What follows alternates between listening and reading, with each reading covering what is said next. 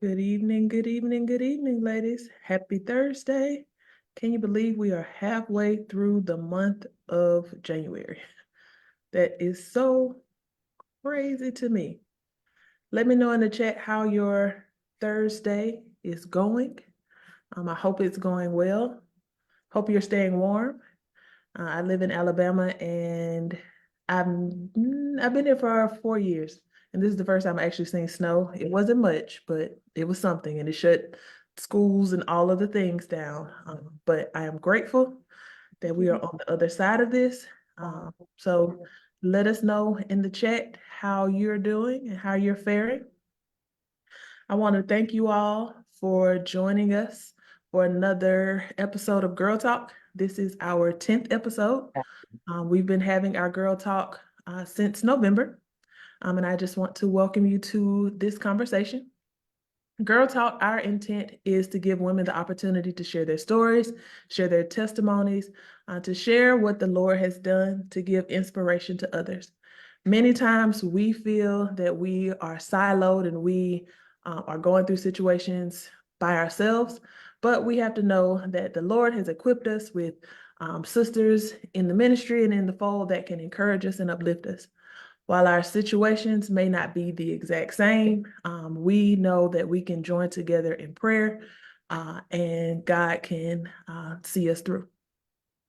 Before we kick off our conversation tonight, I did want to remind you all, and I don't think I introduced myself. My name is Belinda Gray, and I have the pleasure of being the coordinator for our upcoming women's conference. We call it the Grace Gathering. Our Grace Gathering will be in Marietta, Georgia, at the Hilton Atlanta Marietta Conference Center. The theme of this year's event is Relentless Faith, God's Got You. Our speakers are Dr. Dietra Hill, Apostle Karen Dones, and Dr. Matisa Wilbin.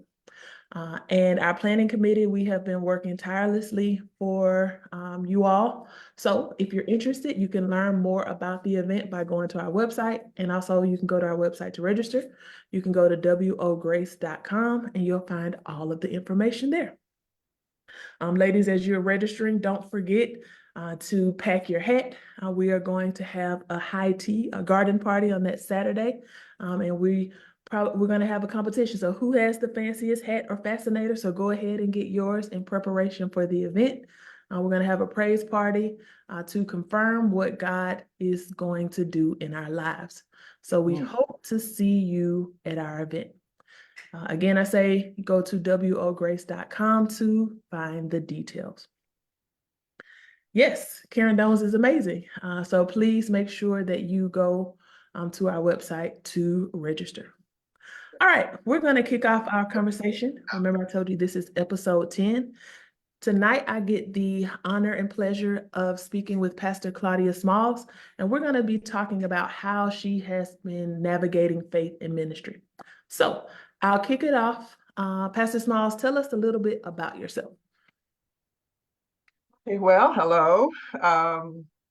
I am a wife of about 46 years now, a mother of four young men and eight grandchildren.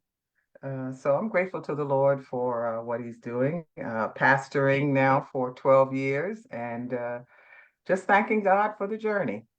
Yeah, Awesome. yeah, He yeah. has done great and wonderful things in your Yes, life. yes, he has. You want to Yes. share what he's done recently? Well, he is just showing out. Tell us about it. It's just, it's so funny. I was talking to a friend of mine the other day. I called and I said, I've been journaling, and after I have prayer, and I said, I don't think I can put all of this in words because it's like you hear something in the word.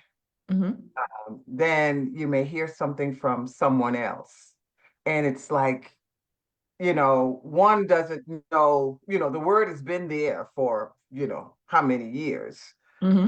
And but this person will come and say something that will connect to that word and then connect to you, but give you the answer that you've been looking for or waiting for, you know. So last week it's been like that, and I called her and I said, I don't know what God is doing, but I know He's doing some wonderful things, and especially about the ministry. We're in this little space, and I don't mean physically, but I'm talking about where we are, where the ministry is, and just trying to make some decisions and believing that He's going to lead us and guide us.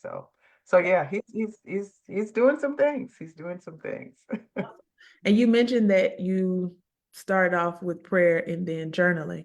How has prayer served as a foundation in your life and in your ministry? Oh, I don't think I would be here without it. Mhm. And one of the things is that we have to understand that prayer is just a conversation, you know, and I can start off the morning with this formal introduction, if you will. And Mhm. um, then after that, it's on. You know, I don't have to go back to him and say, it's me or Father, in, the name of Jesus, I come to you humbly and bow down. And, Yes. I just like, okay, Father, what is going on right now? I'm like, okay, what where did that thought come from? Or okay, forgive me for saying that or thinking that. So it's an ongoing conversation throughout the day. And Mhm. then at night we may get a little more formal. But once the day begins, it's me and him. It's me and him. So it's an ongoing conversation. And I like that you just put it into plain words because I can say that for myself, Mhm. prayer kind of seems like this big daunting task because I feel like I don't have the language for it. Because you have those eloquent prayers, and I'm just like, I don't have those words of, my prayers are not King James version. Sometimes my prayers are the Message Bible, So it's just like I, but I've had to come to like he still wants to hear me, whether I have all of the words or all I have is tears. That he just wants to hear my voice. Right. That's what he wants. He wants to see the sincerity of your heart. And sometimes the heart will say more than what we can say with words, you know. So sometimes, right, I don't know what to say, how, like I just said, I didn't know how to write down all of my thoughts or my feelings or what I think he's doing, what I hope he's doing. But I believe in that moment, he saw my heart, and yeah, yeah. But that's all it is. We don't have to think of the big. And I've heard some really, really, as you said, eloquent prayers, where they, rhyme the words, and Yes. they say this and they say that, and which is good. But I'm like, sometimes I'm just like, God, I need you.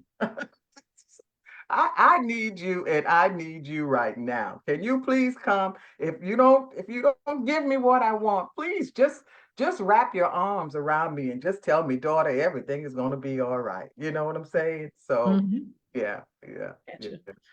Now, in your role as a pastor, like how having to have that relationship with Christ and having that prayer life, how do you maintain the faith? Because you're not only responsible for yourself and your family, but you also have the lives of others. Like, how do you keep hold of that faith during challenging times? How do I keep hold of my faith? Oh, Mhm. well, just as I said, continuing to stay before Him, staying in His Word, um, being mindful and reminded that it's not about me. Mm. It's he could use anyone, but for some reason, he called me out. And so that says to me that he put something in me that he now wants to use for his glory. So all I'm doing is just saying, okay, you can use it, So I'll be this willing piece of clay that you can use to encourage others, to motivate others, to remind others of you and your faithfulness and your love for us.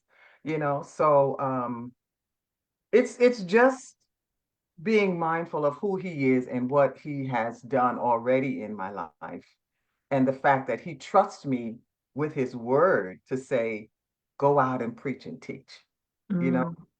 Mm, And so yeah, my faith is in him. It's in gotcha. him.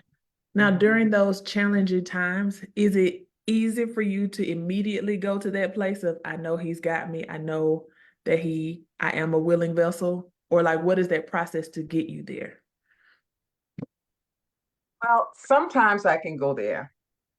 Sometimes it may take a minute. I'm just gonna be honest in that sometimes it takes a minute. Sometimes I have to be still and just quiet myself in that. I just don't say anything. Okay. And then I may start to hum, and then a song may come out, a song maybe that I know. Hmm. uh, it might be to help me to get back to that place. It might be great is thy faithfulness. It might be, pass me not, oh gentle Savior. Or it just may be what my thought is at that moment that I just put it to words. And I think about David, how David just took the words and he added some music to it. So I'm just saying, I'm just singing my heart to you. Mm. So I quiet myself and um, sing a song, or I'll repeat either 23rd Psalm or the Lord's Prayer. So it just depends on what comes up, you Gotcha. know, and I just let it flow. That was going to be my next question. Like, are there particular scriptures or prayers or things that you say that help you to calm yourself or like to take me back? Like I know who my source is and to remind me to look to him. So you were saying the Psalms 23 is one. What, and Well, it just kind of yeah, depends. yeah, that is one. I may say, the Lord's Prayer, or I'll just say, um, you know, um, Lord, I know you created me, I'm fearfully and I'm wonderfully made. I may just say to him, great is your faithfulness. It just depends. It's not one, my favorite, or I wouldn't say my favorite because I have a lot of favorites, but I can remember the one that I held on to when I first came into ministry, and that was First Peter 5 and 6, casting all of my cares upon him, humbling myself before him, and that he will exalt me in due time. I don't need to rush. I don't need to step on anybody. I don't need to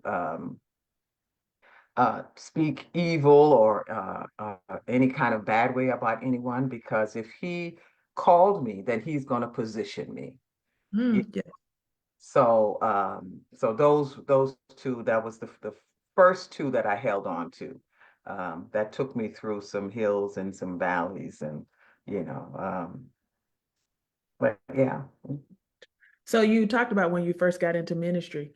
What would you say to that person who feels that tug of God calling them into ministry or to be a pastor? Of like, what are some practical tips that Right, right.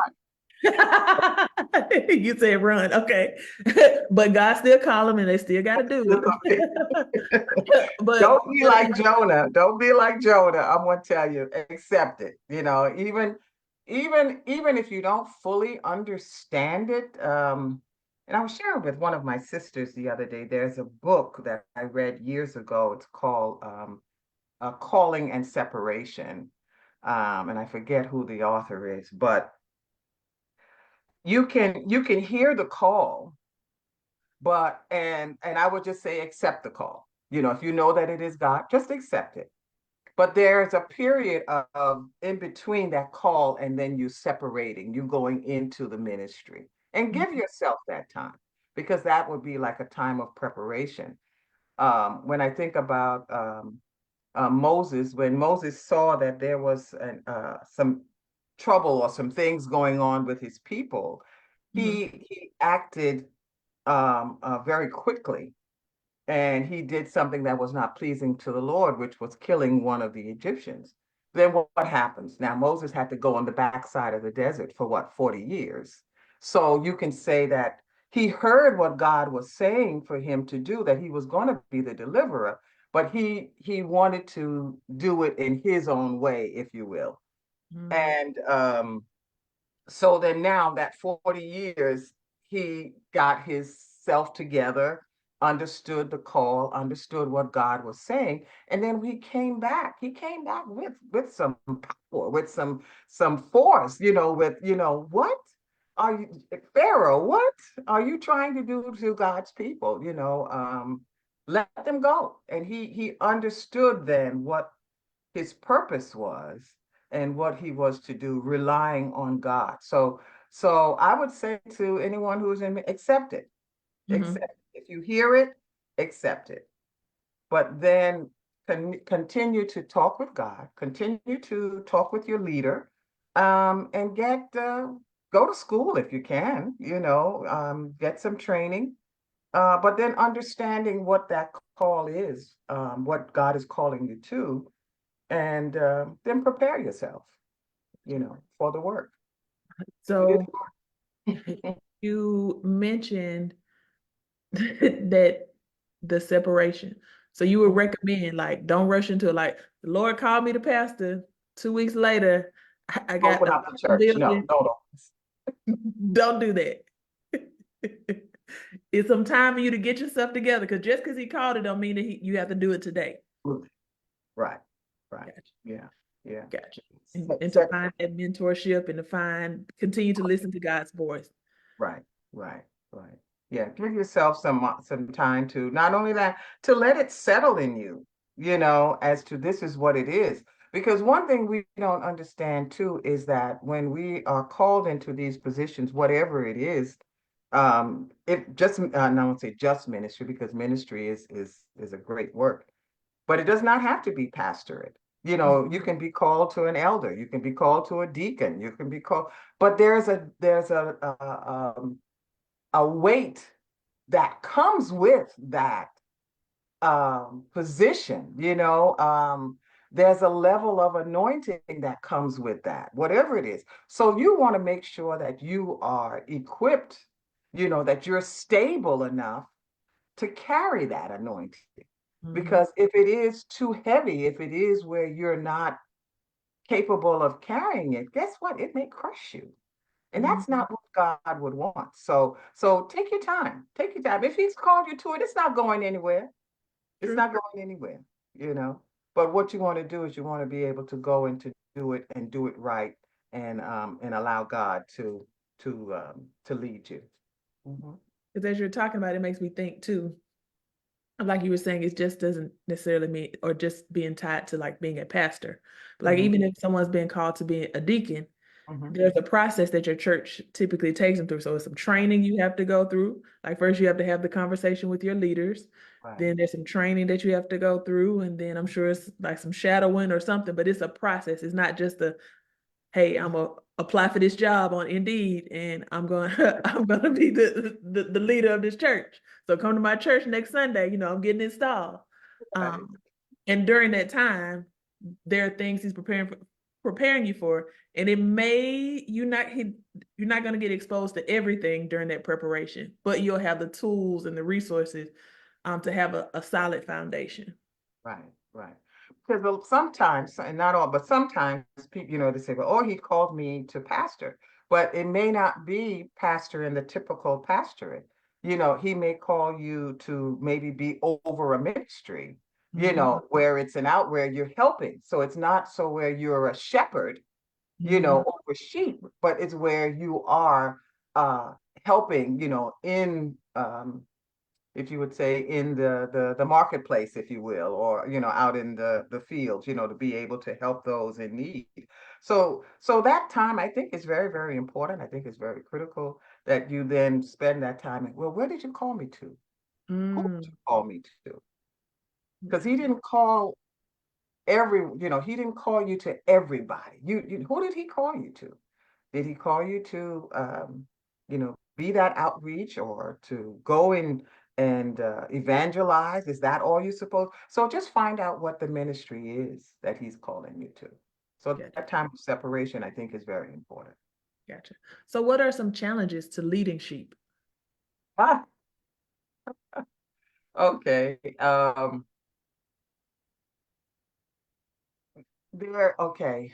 Um, there's a scripture, and I can't think of where it is right now, where it says that he leaves the 99 and he goes after that one. Mm-hmm.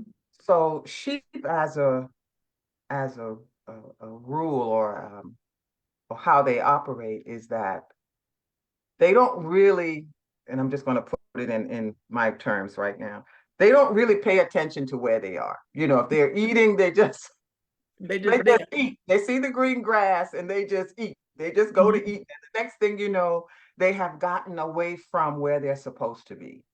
So the shepherd then is to make sure that the sheep stays within a certain parameter, if you will, so that they would get what they need, where they are. So you have to know your sheep. And this may sound a little crazy. I know people who have thousands of members, you say, well, how are they going to know the sheep? Well, that's a problem. And I don't know the answer to that. But I think it's important to get to know the sheep. And you may not get to know them individually, but you would get to know the sense of who they are, your congregation. But the sheep is not difficult if the shepherd is concerned about the sheep and doing what is necessary to keep the sheep where they're supposed to be. And I don't keep, you know what I'm saying about keep. I'm not talking Yeah. about hold hostage or anything like that. But Mm-hmm. but if the shepherd is concerned about the sheep and making sure the sheep is taken care of and being fed, then I think it won't be difficult. Jeremiah says that what he will give you pastors and leaders after his own heart. So that means you have to have a heart of love and compassion and wanting to make sure that the Mm-hmm. sheep is taken care of. So yeah, they can be difficult. Some of them want to run away, some of them want to hide, but Mm-hmm.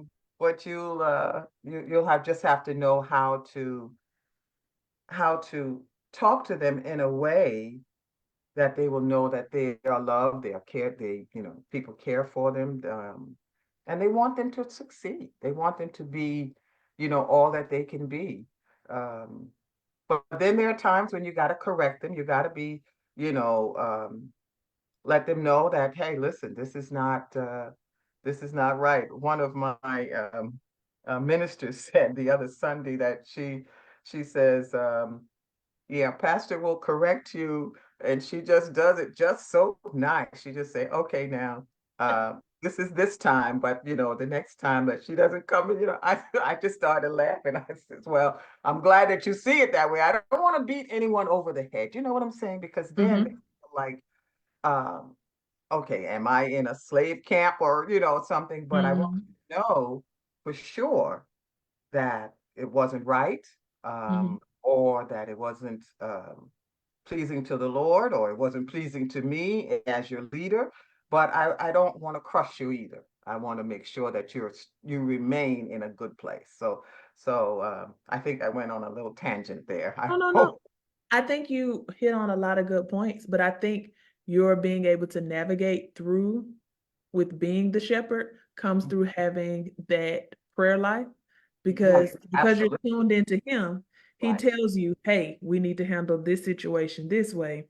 right, Or maybe you don't know this person that well, but he can give you, those downloads of maybe you need to tune in a little bit more to Susie or to right, Billy or right. to whomever. Or they may have a need, let's reach out. Or Bobby over there doing something he ain't got no business doing. Let me go Let bring me him go over there and jack him up. Yes, and you're doing it with love. Like they say that my mom is a taskmaster, and she's just Mhm. like, I'm not trying to hurt your feelings or doing it, but we got to do certain things with decency and in order. So let me just rein you in of this is our processes and all of those things. But you Right. have that relationship and that rapport with them because you started first with developing your relationship with God through prayer.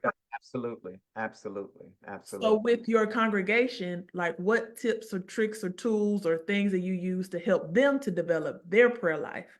Because it helps that you have your language and your conversations with God, but they Mhm. also need to be tuned in so that they can hear from him as well. Okay, I'll have a one-on-one conversation with them. We'll talk and we'll share. But in during that time, um, I don't do a lot of the um answering. Okay. I do a lot of the questioning. So you're a coach. Oh well, I don't know. Because many times with coaches, they don't. I had a boss, he was a coach. He never told me what to do, but he Mhm. would ask me questions for me to get to the answer. Right, And I'm yeah. just like, you could have just told me. And 9 times out of 10, that was what he wanted me to do, but he wanted me to come to that resolve myself. Right. But now, so tell me, so how did that make you feel? When he started asking questions, I knew he was getting to the coaching piece. And I see the benefit of it because sometimes us as adults, we don't want people to tell us what to do. Right. Mhm. And it helps for you to have that outside opinion or view to then like, okay, so how did this happen? Or how did this make you feel? Or what do you think you need to do? And you kind of make the decision on your own. But sometimes you be wanting folks to just tell you what to do. But What to do. Yeah, yeah, yeah. But no, but it's better that you know for yourself, what it is that you want or what God is speaking to you. So who better can say that but you?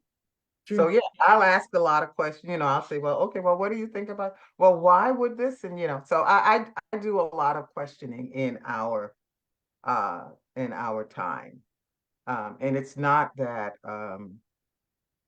uh, uh, maybe some I may know the answer or but it's not for me to know the answer because we're here for you. So I Hmm. want you to know the answer. I want you to get the answer. So yeah, so that's what I do. We do conversate, but most of the time I'm asking the questions. And most times by you asking the question, Mhm. because I wasn't told what to do, I'm more likely to do it because Oh, right, right, right, I feel right, empowered to do it because I came up with my own solution right. Exactly, exactly. versus, Pastor Smalls told me I gotta clean up the trash. Mhm. She came and she was What she questioning me. said. So, how does your prayer life translate into your action with your congregation, your community, your work? Like, how does that translate into action? Well, it does because as we pray, we ask God for direction. We ask Him to show us, what we need to do, how we need to do it, and he's blessed us. Before the pandemic, we were still and I used to say a small ministry, but someone said, don't say small, say you're intimate. So I says, okay, all right, I like Words that. have power. So even when we started out, we were out in the community. We were doing things. It didn't matter how many people we had in the congregation, but it what mattered was what God was calling us to do. Mm-hmm. And we did and understanding that we didn't have to do it all by ourselves. There are other ministries out here that maybe would do food ministry, maybe would do clothing ministry, so find out who's doing what and then maybe partner with them. And I think that's where we miss it also when we're out here, that we think that we have to do everything. But Mm-hmm. if you partner with other people, it'll still be where you're blessing, the people, but you don't have to do it all yourself. But we did back to school book bags, and we did food drives, and we did clothing and and stuff like that. And before the pandemic, I think we had the last book drive, back to school drive we had. I think we did like about 200 That's awesome. students. We gave out bags and with supplies in them. And that one we did. We didn't have the food ministry that time with us because I had partnered with another friend of mine who was in ministry, and she was getting food donated and by the truckload and stuff. So I would tell her when I was having the back to school, so she would give me the food and we would do the book bags.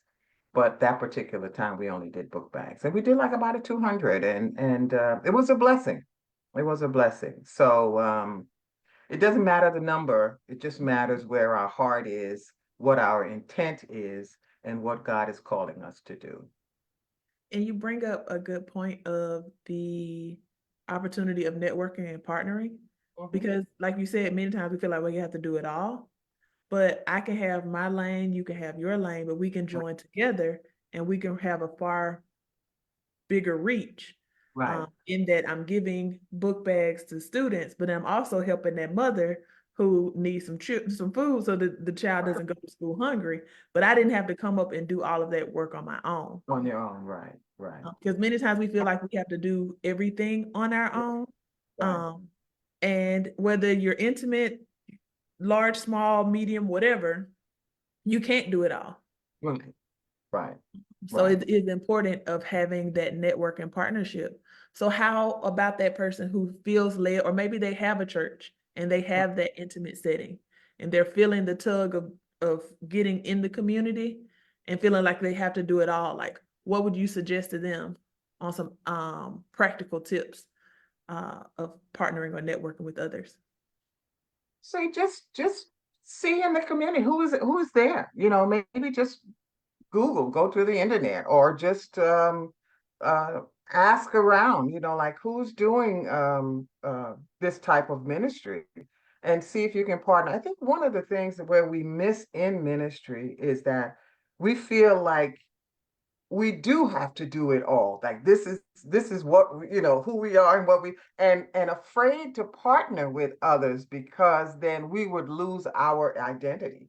But Mm, you know, um, if you are who you are and you know who you are, does it really matter who's first or who's second? that's powerful right there. So because your goal is to help those in the community. So if you do that and your name comes first and our name is second, so, oh, no, well, we're giving out more book bags than food than what they're giving. So our name should be first. We thought of this project, so our name should be first. I think we get caught up on that more so than what we are doing or what we're supposed to be doing, the work. Yeah. Mm-hmm. This you were talking about the book bags in the before the pandemic, and Mm-hmm. this isn't on our list of questions, but like, how has ministry changed for you since? Oh And man. We were on Zoom as a matter of fact, we just found a place. Um, I think it was probably around the summertime that we were able to get back in. That was affordable for us because Mhm. that's another thing that this pandemic has just done is that the prices have gone, ridiculously high. So, but we were on Zoom for those 2 years. And I would say this that we are not your traditional ministry. And that's good. Um, so for us, even though we were on Zoom, there was still the presence of God. There was still yet that push and that pull. There were still yet people crying out to God and laying prostrate on their kitchen or living room or wherever they were, laying on their floors and worshiping God. And even on Zoom, I'll say this, that there were times when I didn't even preach, Mm. because just of the presence of God um, and what he was doing during that time, I felt like that was more important than, what I had to say. The word will be shared the next Sunday or whatever. But um, we we we really pay attention to what the Holy Spirit is doing, and we're willing to relinquish our will to His will. And we saw that even though we were on Zoom, and now that we're back in a place, we're still experiencing it because it's not about us, it is about Him.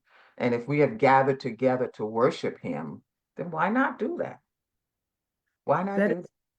that is awesome that you all were still able to invite his presence in, whether you all could touch each other or not. I could reach out and high five my sister, or if I had to give her a virtual hug or whatever. Because Mhm, I think for many, that switch to virtual of keeping them engaged, because mhm. they would be doing like, I'm tuned in, but I'm not tuned in. I'm cooking breakfast, Right. I'm, washing dishes. I'm you see my picture, you see that Belinda is tuned in, but Belinda is not. You see, that's where we miss it because, we have to remind ourselves that would we be doing that if we were in the building? Nope. So did we not set aside, did we not consecrate this time to say we were going to be in the presence of the Lord? That this was the time it was going to be me and God in fellowship? So regardless of whether you're in the building, whether you're on Zoom or Facebook Live, whatever it is, consecrate that time to the Lord and don't do anything else. Let it be you, because it's not, Zoom has made it convenient. And right, people do begin to think, oh, well, I can do a whole lot of other things, but are you really then focusing on God? What have you given God then now? Mm-hmm. What have you given God now? You haven't given him your time, um, and you haven't given him your focus. You haven't given him your heart or your desire to worship. No, you're saying, well, I can hear what they're saying, but I'm not participating in it. I'm not engaging. I'm not listening to the song, that the song or the prayer will penetrate my heart, or that I will be reminded that God is a healer. I've been praying and asking God to heal me. Oh, thank you for, so we have to consecrate that time, that this is the time we're going to spend with God. And if I'm on Zoom, that's all right. Nothing else is going on. It's just me and him. I want to be at Daddy's feet and worship him like I know I should. Mhm. You've given to my next question of asking, like, what are some practices that you engage in to deepen your relationship? Like, I am consecrating this time. Mhm. Services from X to X. This is his time, whether I am in the building or in my home or wherever. But what are some other things that we can do, not only for those who have been called to ministry, like in the formal setting of pastor or leader, but for just us as believers? What can we do to deepen our relationship with God outside of our normal prayer times or prayer Prayer conversations time. of the day? Mhm. Fellowship with other believers, not just anybody, and not to sit in judgment or anything, but if when you um connect with others, if all we can talk about is is carnal minded thing. And I'm not saying that we got to always talk about the word, but there should be a balance there. Um, but find that individual or individuals that you can call upon and say, hey, listen, can we just talk? Can I just share my heart right now and just tell you, don't judge me, but just hear what I'm saying. And maybe after that you'll pray together, or whatever, but have fellowship with other true believers. Of course, read your word. But find some good books. There's some good, spiritual um, books out there that would help you, if nothing else, maybe to spark your mind to question some things, to maybe do a little more research or a little more um, uh, uh, reading in other subjects. But yeah, so I'd say read your word, find some good spiritual books. If you know a good pastor that's on the internet or on YouTube or someplace that you trust and know that the word is coming through, that's true, that you can, read God's word and see it there. Do that. But just for that close relationship type thing, find you some good friends. Find you Yes. some good friends that you can call on, That you is know. definitely important. And that's one of the benefits that I see with being a part of Women of Grace is you Hmm. have a group of women whose heart is um, to be there for their sister. We used to have the motto of building bridges in tough times. So when you're struggling, sis, you just let us know. Right. If you need prayer, if you need someone to laugh with, you need somebody, for some of you need somebody to travel with, Mhm. definitely let us know. Um, Before I get to my last question, you had mentioned some books, and I was having a conversation with a friend earlier today, and we were talking about different books that she recommend or that we recommend reading. Do you have some off the top of your head that you mind sharing, or an author or someone that can kind of they can look them up on Amazon or on Google and figure something out? And if you know of No, any in the chat too, you can share that as well. yeah, I'll have to say right off the bat, because I'm reading now a book by a friend of mine. She's a part of another ministry, and it's called, I think it's Beautiful in Brooklyn.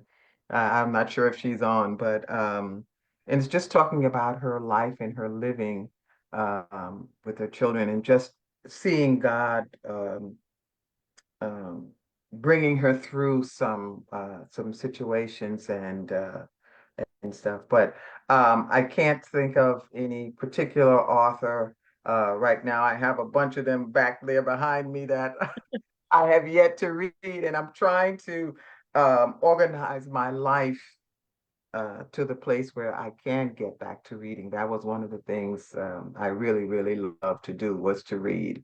And I'm not doing that as much as I used to, since I've taken on this temporary job. Gotcha. Okay. And this will be my last year in doing it. So hopefully then I'll get back to that part. But Gotcha. mhm. Awesome. Well, with my last question, you Uh-oh. are a part of Women of Grace, and you're in the group chat, so you get the prayer requests that we get around the clock.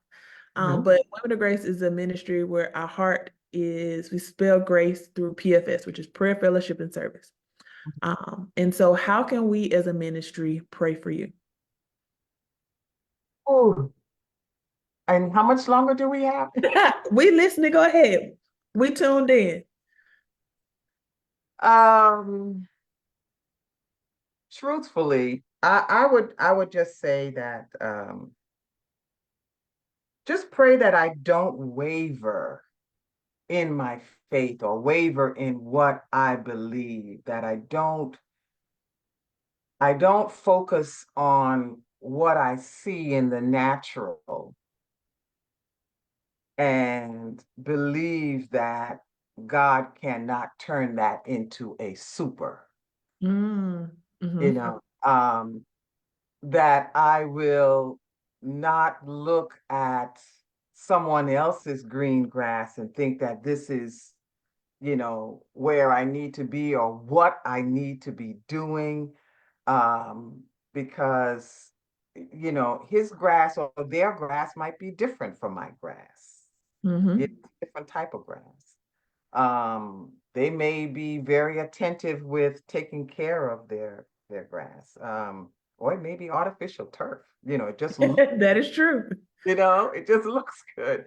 So that I just stay in one of the Psalms, I think it's 119, where David says that I almost slipped, I almost fell, I almost stumbled, I almost gave up because I was busy looking at somebody else, but not realizing or understanding where they were going to end up. So just pray that I don't waver. I don't waver in my faith. I don't waver in my belief that I'm trusting God, that what He has called us to as a ministry, that we will do what He said, and believing that He's the provider. So He gave us the vision, so we're believing Him for the provision. Yes, yes, yes. He is our source and he will give us the resources. Awesome. Absolutely. Absolutely. I thank you, Pastor Smiles, for taking the time tonight to share your prayerful resilience of being able to navigate your faith and your ministry through ministry. I thank you for just giving us that encouraging word. For those, this is your first time tuning in, we have our Girl Talk every Thursday at 7 Eastern. We'll have it leading up to our upcoming event. I'm doing another shameless plug because we need to see y'all in the place for our conference, our Grace Gathering. That's going to be March the 15th and 16th. We're less than 2 months away. Our theme for the event is Relentless Faith, God's Got You. For all details and to register, you can go to our website, wograce.com. You can also go to our site to learn more about the ministry. So if you're interested in being a part, we're always looking for some good women. And we hope that you will join us for this event. We will have a panel on that Friday morning. A couple of the people we've spoken to in previous Girl Talks, but we're going to continue this conversation throughout this month, February, and the first week in March. Next week, we will have Dr. Tazia Dennis. She calls herself the affirmations guru, and she's going to talk about life after loss. She recently lost her son and how she has been able to keep the faith as she's navigating this journey called life. So we hope that you are able to join us next Thursday. You can tune into our Facebook page. And also you can go on our YouTube page, Women of Grace Ministries, and you can subscribe and you'll see our past Girl Talk conversations. We've talked about everything. We talked about beauty. We've talked about ministry. We talked about therapy. We talked about being a mom. We talked about all types of things. Those have shared their testimony. So join the conversation and engage with us. I thank you for taking time out of your busy schedule. And we hope that you all have a great rest of your Thursday night. Thank you.